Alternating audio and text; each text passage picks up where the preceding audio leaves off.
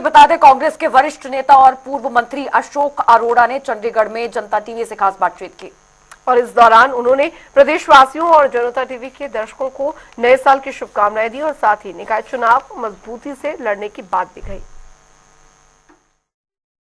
कांग्रेस के वरिष्ठ नेता और पूर्व मंत्री अशोक अरोड़ा इस वक्त मेरे साथ है। तमाम मुद्दों पर बातचीत करेंगे। अरोड़ा साहब, हरियाणा में जो है वो क्या तैयारी है 2025 में कांग्रेस पार्टी की? चूंकि 2024 में कुछ कड़वे अनुभव रहे, उम्मीद के मुताबिक नतीजे कांग्रेस को हरियाणा में विधानसभा चुनाव में नहीं मिले, लेकिन अब 2025 में संगठन के नजरिए से और जो आगामी बजट आ रहा है हरियाणा का, उसको लेकर कांग्रेस की क्या तैयारी है? पहले तो 2025 में आप और हम पहली बार मिल रहे हैं। आपको भी बधाई देता हूँ, आपके दर्शकों को भी नववर्ष की बधाई देता हूँ, शुभकामनाएं देता हूँ। रही 2025 की, 2025 के अंदर शुरुआत में ही हरियाणा प्रदेश में स्थानीय चुनाव, निकाय के चुनाव देखने को मिलेंगे। सबसे पहले तो कांग्रेस पार्टी स्थानीय निकाय के चुनाव में जाएंगे और फिर बजट भी आना है प्रदेश का, उस पर भी होगी। आज हरियाणा प्रदेश के चुनाव जो स्थानीय निकाय के चल रहे हैं, उसमें मेरा मानना है कि कांग्रेस पार्टी को चाहे नगर पालिका हो, चाहे नगर परिषद हो, चाहे कॉरपोरेशन हो, उसके चुनाव सिंबल पे लड़ने चाहिए। आज मुद्दे बहुत हैं हमारे पास। ये बात अलग है कि प्रदेश के अंदर बीजेपी की सरकार बनी, उसके कारण क्या थे उसमें तो बड़े विस्तार से मैं जाना नहीं चाहता, परंतु हरियाणा प्रदेश की जनता, जहाँ तक शहरों की बात करें हम, आज एनडीसी से बहुत दुखी है। हर व्यक्ति जो एनडीसी लेने जाता है आज उसको भ्रष्टाचार का सामना करना पड़ता है। फैमिली आईडी की लाइनें लग रही हैं ठीक करवाने में, फैमिली आईडी की वजह से लोग परेशान हैं। शहरों में सफाई व्यवस्था पूरी तरह से चरमरा गई है।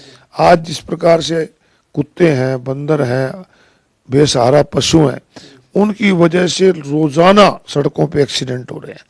कईयों की लोगों की जान जा रही है, कईयों की टांगे बाहें टूट रही हैं।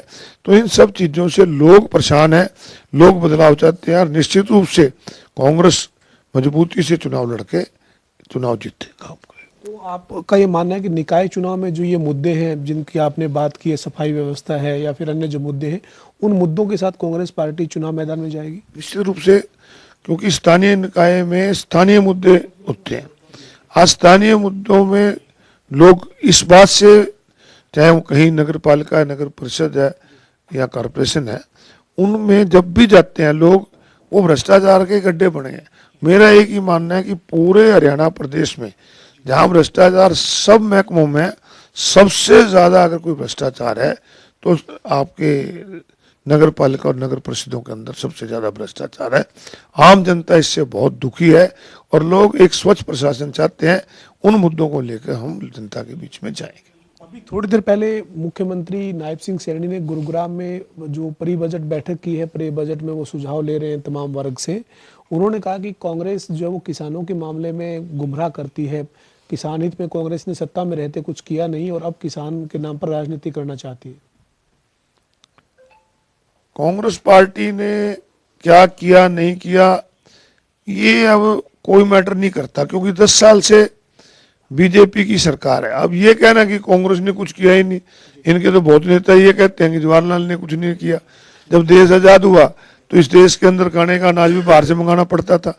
आज सरकारों की वजह से और किसान की मेहनत से आज हम बाहर भेजते हैं। इन चीजों की बजाय इन्होंने क्या किया उसके बारे में बताना चाहिए। लगातार 13 महीने किसान आंदोलन चला, 750 किसानों की जान गई, वो इनके राज में गई। और जो फिर उनको वादे किए थे वो पूरे नहीं किए, आज दूसरों पे थोपते हैं।